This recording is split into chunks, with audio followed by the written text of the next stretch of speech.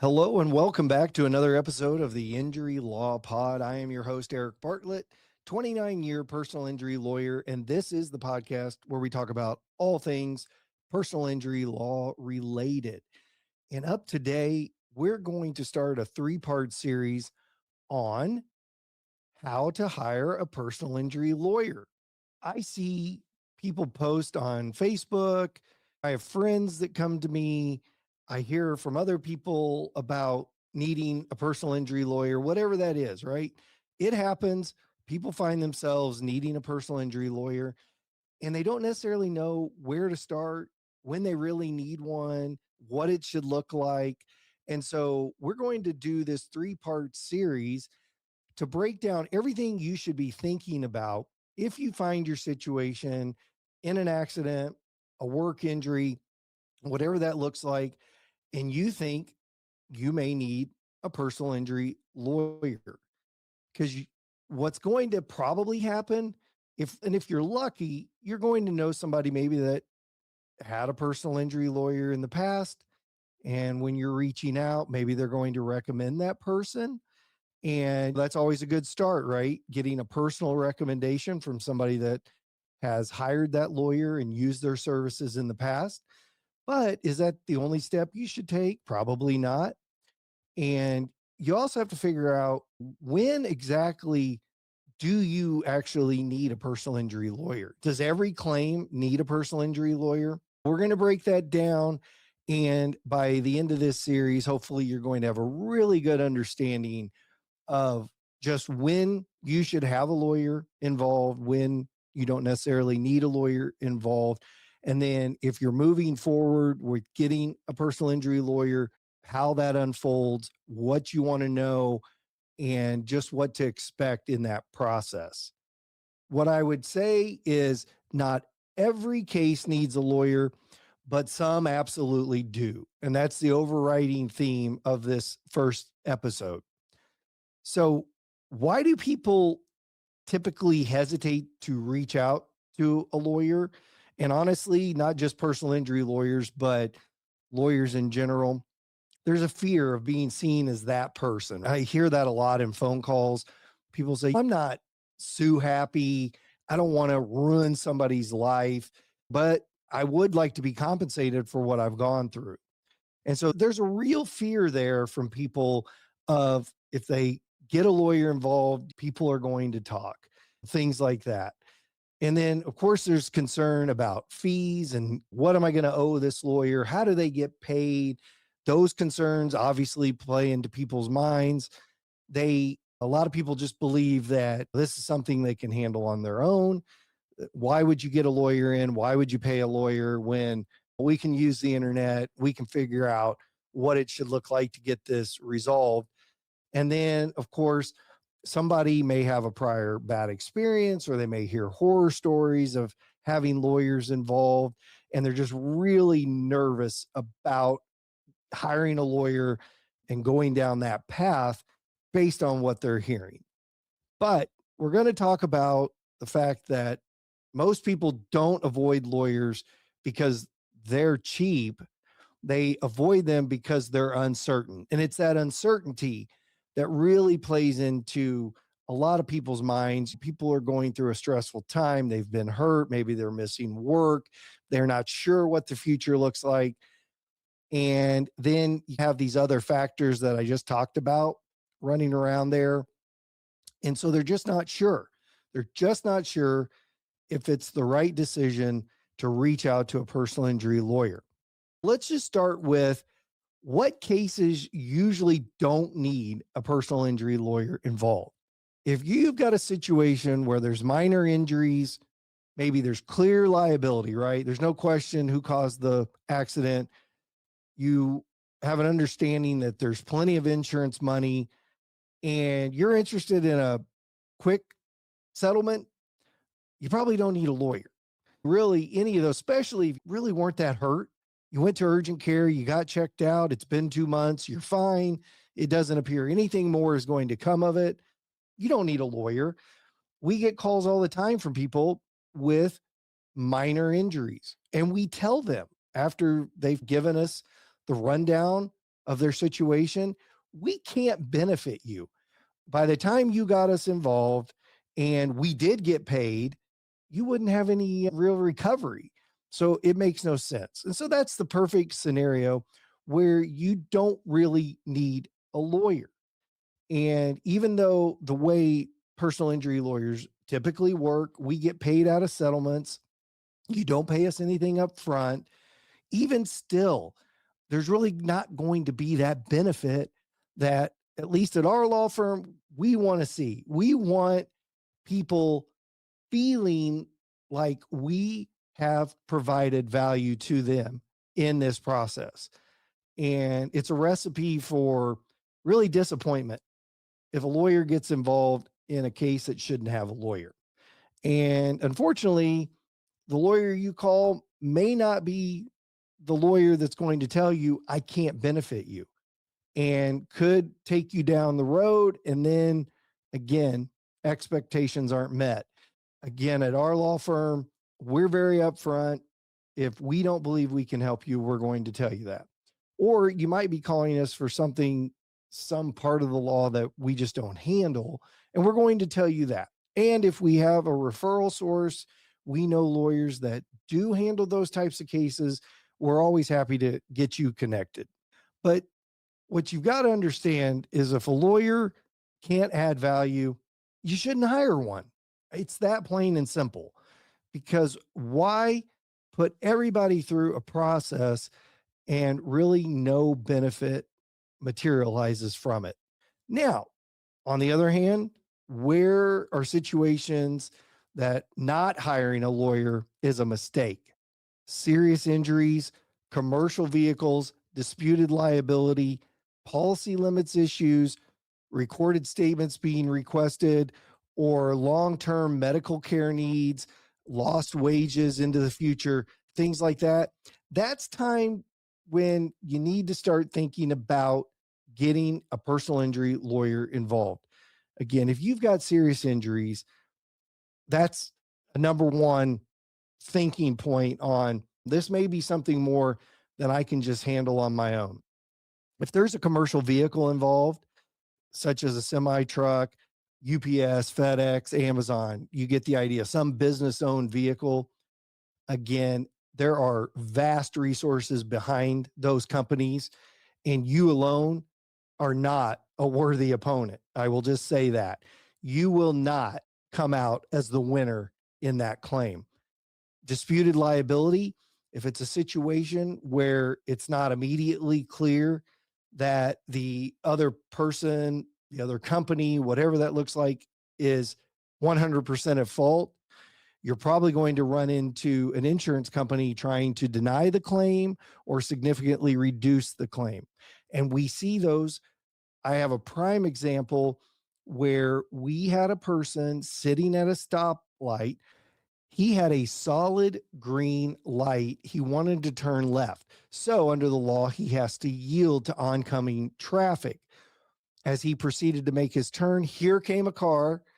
They collide, and the insurance company denies his claim, saying, you failed to yield. Our guy had the right of way. Luckily, that person reached out to us very early on. We got the data from the other driver's car, and it showed that other driver was traveling 100 miles per hour just before the collision. This was in a 35-mile-per-hour speed zone. So, how does that change the narrative? Now, our person who made the decision to turn left when he couldn't even see a car, that car came on him so quickly because of his excessive speed. It was all the other driver's fault. And we put all that together for some very serious injuries.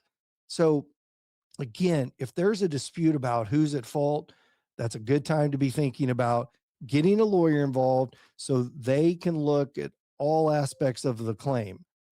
The other thing is policy limits issues. So, if there's an insurance question, if there's not going to be enough insurance, you want to have a personal injury lawyer involved to make sure that lawyer is looking at all possible responsible people, all possible insurance coverages that are available. Was that person that caused the accident, were they working at the time? Is there a company behind them? Were they door dashing? Were they Ubering? I mean, these are questions we run into all the time. And a lot of times, especially in today's gig economy, people are doing side hustles. And so they have an accident, and there's actually a whole nother layer of insurance behind them. Unfortunately, on your own, you may not even think about it. You may be led to their personal insurance policy, and you may never know that there was a much larger sum of insurance money available to you. Recorded statements. If an insurance company is telling you they have to have a recorded statement from you in order to move forward with your claim, that's not true. And you shouldn't be forced into a recorded statement. It is not required under any law. So when we're involved and we're involved early, we're telling our clients, you're not giving any recorded statement. If they want to talk to you, we might allow it in a non-recorded fashion, and we're going to be on the phone as well. But if there's a police report, say in a car accident, and it lays out everything pretty clearly, we're going to say, nope, you don't get a recorded statement. You don't get a non-recorded statement. You don't get to talk to our client. And then finally, again, with serious injuries, if you're going to have a future of medical care that's needed because of your injuries, if you are now out of work for the rest of your life, or you have to take a different job and you suffer an economic loss over the remainder of your life, these are big injuries. These are big damages, and you need a personal injury lawyer on your side to make sure that you're getting the full value, fair compensation for your injuries and your damages. But you have to understand this: insurance companies, they do things differently when their risk increases. When you start adding these things up and there's serious injuries, maybe there's a commercial vehicle, maybe there's a dispute in liability, that insurance company, they're going to put more resources behind denying the claim or diminishing the claim. And if you think you're going to go it alone and you're going to handle that insurance company, you're wrong. It's not going to work out for you. You're going to get the short end of the stick. And so these are the moments where you really have to think about getting a lawyer involved. And remember, earlier is better because early mistakes can be expensive to your claim, whether that's loss of evidence, whether that's things that you've done. These things can absolutely affect the value of your claim long term. So, when should you call a lawyer? Common thoughts and delays that people experience. They think about, let's just see how this unfolds. Let's see how it goes. I don't want to escalate things. Again, going back to that, I'm not this person. I'm not Sue happy. Maybe I'll call later if I need to. We'll see where this heads. We're just not going to reach out to a lawyer right now. It just seems premature. But again, the problem is evidence fades, statements lock in, leverage is lost quietly. When you don't properly preserve a claim early on, that affects the back end. And again, you're going along, you don't realize things that are happening or not happening that are now going to come back around when you're ready to discuss settlement someday. And so you have to be thinking early on when your situation fits in the more serious category, the things I talked about here a few minutes ago. And remember this: calling early doesn't mean suing early. Just because you talk to a lawyer, just because you hire a lawyer, that doesn't mean you're now walking into a lawsuit. We get claims resolved all the time without a lawsuit. We work claims up with the idea that we very well may be filing a lawsuit. So we get the evidence put together, the medical documentation put together. If we need to have medical reports from doctors, if we need to have economist reports talking about your loss economic impact, whatever that is, we will do that And that could be before a lawsuit's ever filed, and a lawsuit may never be filed. But if for some reason the insurance company doesn't want to pay the fair value of the claim, then we are ready to file a lawsuit. And we will file a lawsuit. And again, the time between hiring a lawyer and a lawsuit and all that goes with that, there's a large time span there, usually. And so a call does not mean you're automatically going to find yourself in a lawsuit. Just keep that in mind.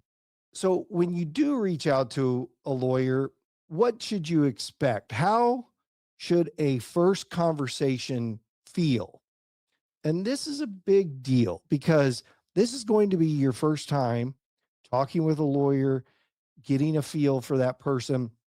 You want to hire a lawyer that you can know and trust. So, this is your opportunity to get some sense of whether you're going to this person, trust them, and get to know them, get a feel for the type of person and the type of lawyer they are. And so, what a conversation should look like, the very first conversation, you shouldn't feel pressured to do anything. It shouldn't be a situation where you're just thinking, I got to get off this phone call because all he wants to do is sign me up as a client and I'm not really getting any answers. And that leads me to the next one. It should be an education focused call. You should be asking questions. You should be getting answers. And you should be getting clear next steps. Once you've laid out the situation to the lawyer, you've asked questions, that lawyer has answered the questions and their thoughts on your case and all that kind of stuff. You should walk away from that phone call with clear next steps. What does it look like going forward from here? And if you hire the lawyer, what does that look like going forward from here? Those are all things that you should have from that very first phone call.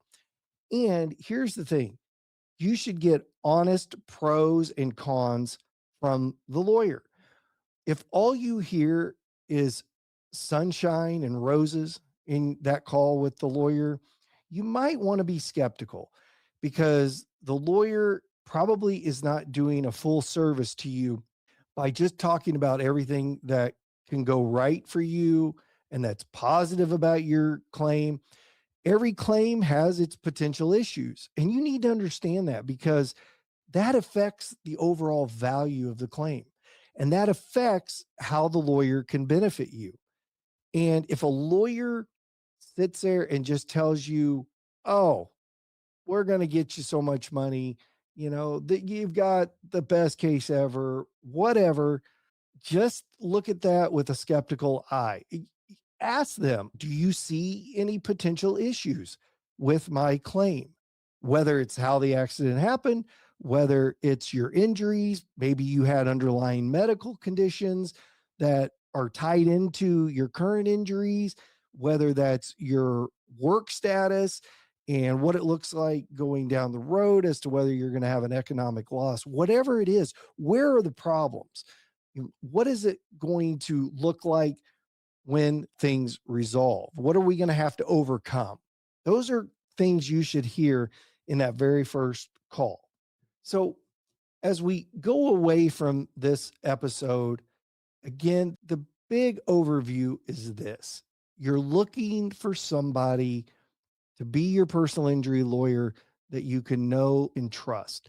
And again, not every claim needs a lawyer. That right there is where you need to start because there are lawyers that would be happy to sign you up and probably lead you to disappointment at the end. But a truly seasoned personal injury lawyer that has plenty of work, they're not going to do that. They're going to want to provide value to you. And that's how we operate because we don't want to send people out disappointed.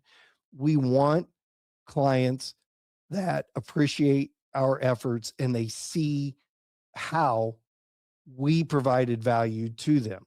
And so, what you have to think about in the meantime, as you're researching personal injury lawyers, look at their Google reviews, right? See what real people, former clients say about the lawyers and the law firm, and you'll get a good feel there. And again, if you get a personal recommendation from somebody, that's awesome. Now go Google them, go see what other people are saying. Just make sure that's a great resource, and make sure you're getting somebody that's local to the area. There are many lawyers that are going to show up. If you start Google searching, you may see somebody right at the top of the page and you click on them and you don't realize their main office is in Florida, South Carolina, Arizona, and somehow they've got a license in Missouri and they're happy to sign you up. Make sure you're dialed in on somebody that's local. And another thing I would caution you about is, how many lawyers does a law firm have? If you go on their website and you see the attorney section, is this some huge operation with 60 lawyers? You're thinking that you're getting this personalized touch. And meanwhile, just by the looks of things, it's a large operation and you very well may just be a number. You're not going to get the personalized attention that you deserve when you have that serious injury.